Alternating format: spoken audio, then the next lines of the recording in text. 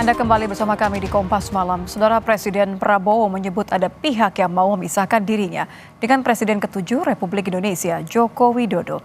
Ia pun meminta semua orang agar tetap menghormati pihak yang tak lagi berkuasa. Hal ini disampaikan Presiden Prabowo saat memberikan bantuan di Kongres Muslimat NU di Surabaya, Jawa Timur.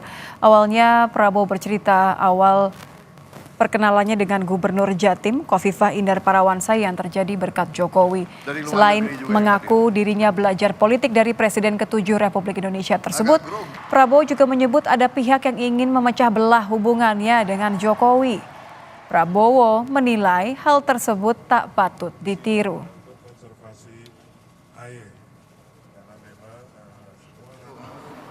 Politik ya saya belajar dari Pak Jokowi. Nggak usah malu-malu lah, ya kan?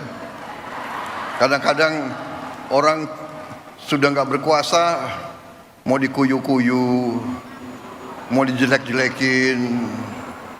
Jangan. Kita hormati semua. Hormati semua. Ada yang sekarang mau misah-misahkan saya sama Pak Jokowi. Lucu juga. Untuk bahan ketawa boleh.